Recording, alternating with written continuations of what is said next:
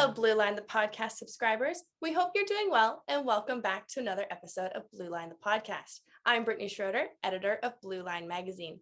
Today, we are joined by retired RCMP officer Laurie White. We have the great opportunity to speak with Laurie about an event that changed her life while working for the RCMP. This event really taught her the meaning of officer resiliency, and it even led to writing her own book. First off, I'd like to say thank you for joining me today. Thank you so much for having me. I really appreciate the opportunity. Amazing. I am really excited to talk to you today. Like when you told me your story back in the fall, I was moved by it, and we shared a little review of your book in our magazine, and I even wanted to go on and read it as well. And so I'm really excited for our listeners to be able to hear from you today as well. So my first question is kind of a general one. What inspired you to become a member of the RCMP? I grew up in Brockville, Ontario, which is a smaller town about an hour from Ottawa. And in Ontario, the RCMP doesn't have the same sort of visibility that it does in many of the other provinces. And so what I saw the RCMP doing, living on a border in a border town, was more the federal stuff. So I didn't see that day-to-day municipal policing or even the provincial policing. I saw the federal enforcement, and that's what I thought that I was signing up for. So after I'd finished university, I actually was working at a gym where I met a local RCMP officer, and he said, hey, have you ever thought about policing? And actually up until that time, I hadn't considered it. So he said, you're into fitness, you're outgoing, I think it'd be a really good fit for you on a lot of levels. And so that's when I started to explore it. And I applied, I think, starting my application process in, I would think, January, I think, of 1995. And I was at Depot in Regina by the summertime. Oh, wow. Yeah, I also grew up in Ontario, and I agree. There's not as much RCMP that you hear about here, whereas if you're living out west, which you are now, you hear about it a lot more, and they're much more of a presence in the community. So that's really cool that you decided to go that route instead of doing like municipal law enforcement that Ontario has. Yeah, I really didn't know what I was signing up for, but I have to say that once I got to Depot, I was 100% in. The passion and the commitment was definitely there. And so while I wasn't one of those people who had thought of law enforcement as my only career choice, from a young age, it certainly became that once I was embedded into the culture. Yeah, that makes sense. Can you tell me about the first few years of your career with the RCMP? Yeah, so when I was in Depot, they assign your postings, and they, at that time, kind of led you to believe that you might have a say in where you go. So initially you put down your top 3 provinces, and then you can narrow it down to areas. Mm-hmm. And so I put my top 3 provinces as Ontario and Alberta, mm-hmm. and then British Columbia. And then I got British Columbia, which is my third choice. And so when I knew that I was going to British Columbia, we were standing there, I remember, several weeks before graduation. So I knew I was going to the province, but I didn't know the area. And I remember standing there at attention, and they call you by your last name, and they said, White, Kitimat. And I thought, where the hell's Kitimat? So I quickly run and get a paper map, and I'm looking all around Vancouver, because you think that if you're not from BC, Vancouver seems to be BC. And Kitimat was nowhere near Vancouver. So I went north, and there was Kitimat. So I arrived in Kitimat on a rainy evening, and I kind of joke and say that it proceeded to rain for the next 5 years, because there is a lot of rainfall there. Yeah. But I really didn't know what to expect. The community was about 10,000 people. And I was only there for a short time when they decided to change the shift schedule to straight nights or straight days, so depending on the number of people they had. So I got assigned straight nights for almost 10 months. Oh my gosh. Yes, that was a lot. So my first year was very challenging. I didn't see the light of day a lot, and I was struggling because I just didn't have the opportunities to get involved in the community the way that I wanted to, and that just because of my work schedule. So during that time, I went through a lot of self-reflection and thought, this really isn't a lifestyle for a 26-year-old. And I really wanted more out of my quality of life as a bigger picture. So I thought, I'll give myself to a full year, and then I can decide that if I walk away, then I've given it a full effort. Yeah. And so by the time a year came around, the shift schedule had changed. I'd made some friends. I'd become a little more involved in the community, and I really, really was passionate about the work, so I stayed. Oh, well, that's a good story. I was stuck in the night for so long. Then the shift changed. I made some friends and I stuck around. I did. I love it. I was really passionate by then. I really enjoyed the work. It just, now that all the pieces were falling into place, it was a good place to live. Awesome. And I think that's, I feel like most people might not feel the exact same thing with every single job, but it's just like, you go through the growing pains of the first couple months and then you finally like settle into a groove and it seems not so bad. It's true. You have to give yourself some time. You can't make that decision really hastily, that's for sure. Especially after the commitment that you'd shown, with training and that type of thing. You really have to give it some time. Exactly. Now, while you were on a shift with RCMP, you were wounded, and that is kind of what changed your life. And I'd love to hear about the event that happened and, what kind of happened afterwards. Yeah, so I was investigating an alleged pedophile. So in those first few years, I ended up doing a lot of sex assault investigations. And so on November 27th of 1998, I and two of my partners went to execute a search warrant at his residence. Mm-hmm. And I was standing on the right side of the door underneath the carport, and one of my partners was on the left, and then the third member was around the back of this unit within the townhouse complex. Mm-hmm. And we were just, we were just getting into position, trying to figure out, we had a strategy, but we had just gotten into position. All of a sudden I heard a big pop, and it was a really loud pop, and it was like a balloon popped right beside my ears. And my ears were instantly ringing. I had a hard time hearing. And I looked at the door that was in front of me, and it was a white door, and it had a black hole in it. And I smelled the familiar smell of gunpowder. Oh, wow. And I looked down and I saw this grayish, whitish, blackish smoke kind of coming from my shin. Oh my gosh. And my partner and I looked at each other like, what was that? And then I realized like everything kind of kicked in. All my senses were telling me what it was. It was so strange how it was all my senses that kicked in before my brain actually figured out what happened. And I looked at him, I said, I've been shot. And he said, what? And I said, yeah, I've been shot. And he said, lie down. So I was still standing there, and I deliberately followed, my instructions, and I laid down on my left side, and he quickly tended to me, and I heard him on the radio saying 1033, and it's officer down. That's the worst radio code that any police officer can hear. Mm-hmm. Means emergency. It means drop whatever you're doing, come. And he said, you got one bullet hole in your right leg, and he dragged me to safety behind a neighboring vehicle. And that's just when chaos ensued. Oh, wow. And you actually named your book that, The Radio Call. I did. It was a most life-changing day in my life, that I'd had up until then. I was 28 years old. And it was a pivot point in so many ways. I have to ask, while you were sheltering behind the car, did your partners get the person that shot you? So there was a 10-hour standoff. So I was whisked away by the ambulance and taken down to the hospital in Kitimat, where they made arrangements for me to go to Vancouver. Okay. I was definitely needing more expertise than what was available in the north.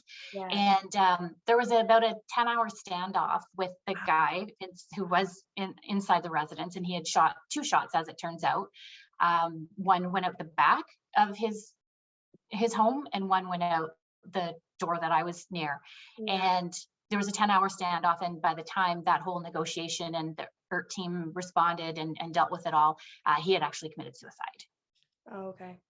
Now, focusing back onto you were rushed to Vancouver, and tell me about what was kind of going through your head after you woke up, those first few days, weeks after the incident. I was conscious for about 4 hours in Kitimat before I actually succumbed to the shock and the blood loss and the trauma. And I just remember in those 4 hours willing myself to keep my eyes open, because I knew that if I could keep my eyes open, it was proof that I was still alive. Yeah. And so that was my goal in those hours, was to just keep my eyes open. And finally I did succumb. And when I came to, after I think it was about an 8-hour surgery, I woke up to the news that my leg had been amputated. And I mean, that just word seemed so foreign and so unfamiliar. I just couldn't even wrap my head around it.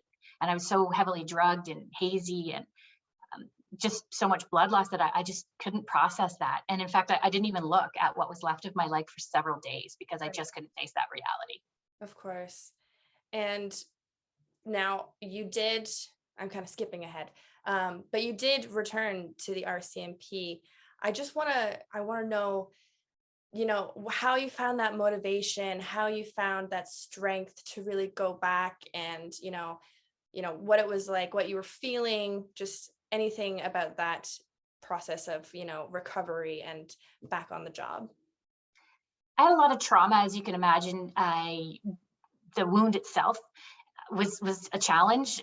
It was a sawed-off 303 rifle, and so those kind of bullets go in. They hit my shin bone and so there are two bones in your lower leg. It shattered both of those, and essentially those kind of bullets, once it hits something like that, they kind of mushroom, and so it pretty much took my calf with it. So there was a lot of leftover residual stuff to deal with in terms of my stump. And I also had a large wound from my groin to my knee on my left side, where they had continued to take vein to try to restore the circulation to my foot before having to amputate it. Right. So I had just my whole lower body had gone through a lot. So when you talk about the physical pain, excruciating, psychological pain, who am I now? What's my future going to become? Like I had so much uncertainty, I had so much fear. And so there were a lot of dark times that followed. Fortunately for me, during one of those dark times, I had a visit by another RCMP officer who had lost his leg not too long before me. Wow. Yeah. His reasons were cancer. And so he came in to my hospital room, and his presence was just hard to really describe. He was so positive and so committed to going back to work, and he just inspired me so much. And he was absolutely committed to the fact that we were going to go do the RCMP physical test, and we were going to go back to work. Both of us were going to do that. And he inspired me so much, and he motivated me over the next several months to do, in fact, that. And so I started rehab, and I just buckled down and really worked hard. Once I started to learn how to walk, then I wanted to learn how to walk without a limp. And then I wanted to learn how to run, and I wanted to learn how to skate and swim and rollerblade and do all those things that I had taken for granted. And so once I was able to get some of those things in place, then my goals really were to pass that test and go back to work. And I was fortunate to be able to do that in October of 1999.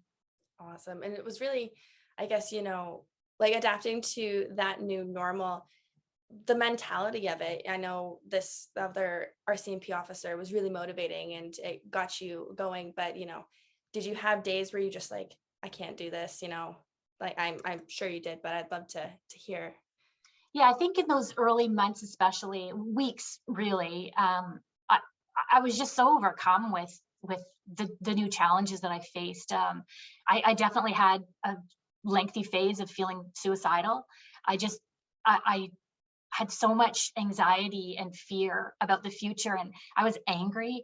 I thought everyone was telling me I should be so grateful to have survived, but I sure didn't feel grateful. I really felt like I got shafted. And I had a really difficult time trying to envision what my next steps were going to be. And it was a very, very dark time. There's no question about that. So I think that I'm very fortunate that I had so much support and so many resources at my fingertips in order to be able to access those. And I'm very, very grateful for those, because I just don't think that I would have had the success that I did end up having had I not had those things in place. Of course. And now that you did make it back to the RCMP, I know you're retired now, but what was it like being back on the job and being around your fellow officers? Like, what was that feeling? And was it excitement? Was it just triumphant? You made it back. What was it like? It was exhilarating, really. I mean, I had this goal, and while you look back now and think 10 months from amputation to return to work was not that long, to me, it was a very, very long, drawn out process. I mean, it was a grind. I was day in, day out, physio and rehab and working out and just relearning so many things that had been taken away from me. Mhm. So when I did successfully go back to work, I remember sitting there and I was just so excited to be dispatched to my first call. And I remember finally they called me and they sent me out to do a bear patrol. That actually happened. It really legitimately was my first call back. But I don't think there has been any more enthusiastic bear patrols than were conducted by me that day. It was very exciting. I would have done anything. So I was really thrilled to be back. And I had chosen to return to Kitimat because while some people didn't support that, they felt like I should have a new start somewhere else. I really felt that I needed to prove myself to myself. And the best way to do that was going to be to reduce some of those external stressors. So I knew my way around the community already. I already had a supportive group of colleagues. The community was very supportive and encouraging. And so I felt like if I was going to have success returning to work under the new circumstances in my new normal, then I had to go back there. And I knew that I would have the best chance of success. And so that's what I did. And it ended up working out very well for me. That's amazing. And I would assume it was like a sense of closure as well, that, this event happened and then you went back and you proved to yourself and others, like, I can still do this. I am still able to be an RCMP officer and do a great job.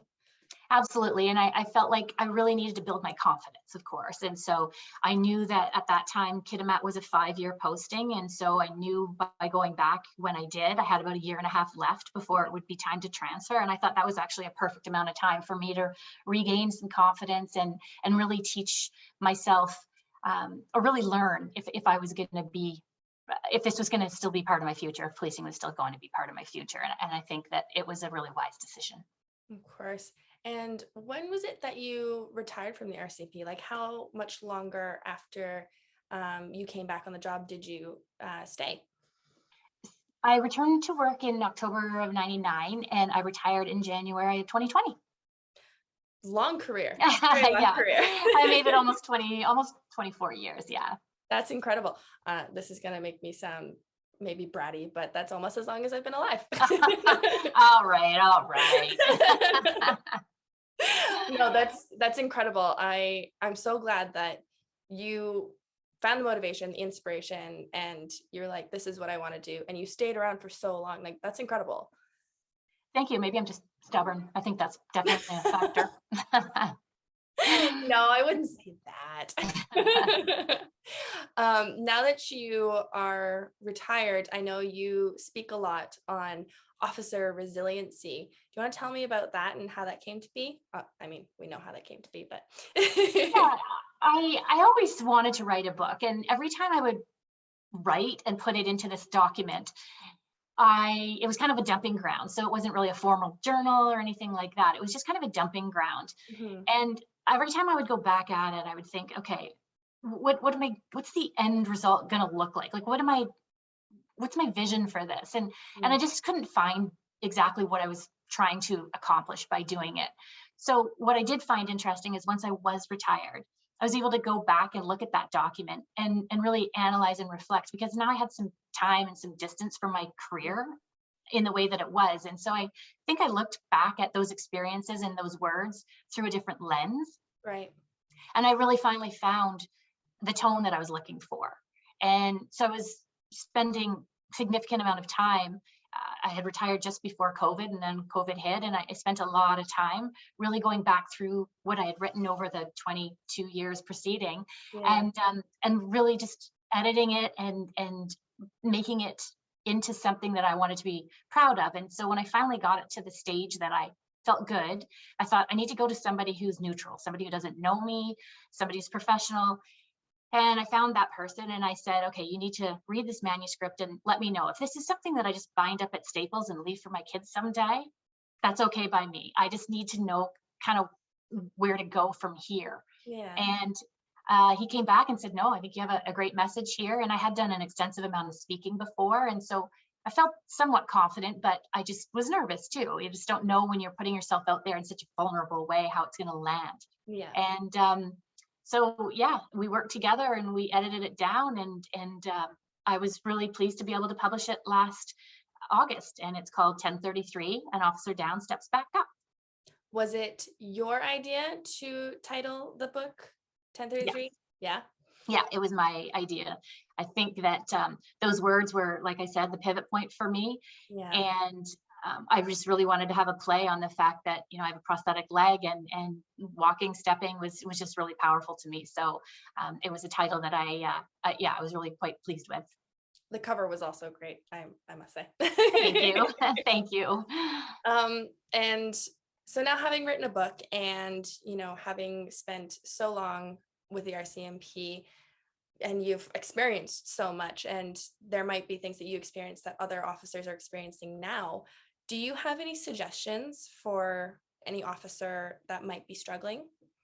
I absolutely do. And I think that taking care of your health first, we often, because we're civic minded people, we're in public service, we tend to put other people and their needs, our jobs, ahead of our own at many times.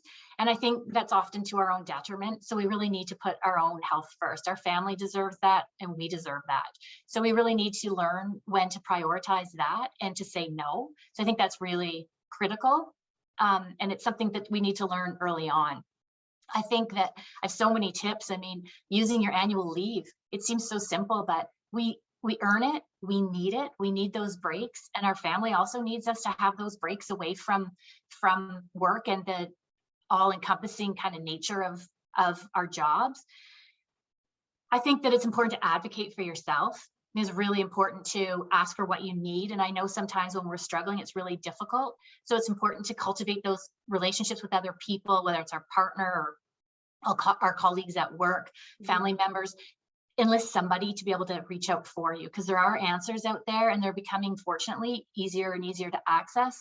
I think that back when I was first struggling, people weren't talking about post-traumatic stress disorder or mental health issues. And now I think we're doing a really good job of reducing the stigma. We have a long way to go. But there's a lot of fear for police officers that, if we admit that we are struggling or suffering, then it's going to have a negative impact on our career. Right. And I think we're getting better at that, and that's really important. I think that reaching out for help is critical. And I do think that having psychological assistance available, even when you're well, is really important, because I don't know that we don't always have the energy to advocate for ourselves or to ask for help. So if we have a baseline for when we're actually in good places, it makes it easier to utilize those psychological resources when we are struggling. Definitely. So I think that psychological assistance is not just about in crisis mode, but it's also about maintenance over time. I think it's really important that we get to know ourselves and know what makes us happy. And we really need to foster our interest in other things that aren't police related, because I think many of us get so absorbed in our work and our new communities often, especially if you're transferring around, that we sometimes put the things that we'd like to do on the shelf. And that then translates into sort of shelving some of our relationships with other people as well. Right. And sometimes we get so caught up in just our police world that we don't tend to put as much energy into maintaining those relationships. And I think that's really important as well. So I think it's hobbies, I think it's leave, it's personal health, it's advocacy for yourself. I think it's also remembering too, when you're struggling, that you're not alone. And even though when we are struggling, we feel like we are, we're absolutely not. And I think the last thing I would say is that everybody's got a story. And so by sharing our stories, I think it really helps normalize these conversations that need to continue to happen. Amazing. And you shared your story, and I'm sure it's touched a lot of people. It's touched me, and I'm hoping that this podcast, on top of it all, reaches the people that really need to hear it right now. So thank you. Thank you, Brittany. I really appreciate it. It was amazing. Again, thank you so much for joining me today and really sharing your journey with me and with all of us that are listening. Like I said, when I heard your story last fall, I jumped at the opportunity to promote it in our magazine, and now promote it here with our Blue Line podcast. To all of our listeners, we hope you enjoyed this episode of Blue Line the podcast. Be sure to check us out on SoundCloud, iTunes, Spotify, or wherever you get your podcasts. You can stay up to date on all of your Canadian policing news at blueline.ca. And once again, thank you, Laurie. Thank you.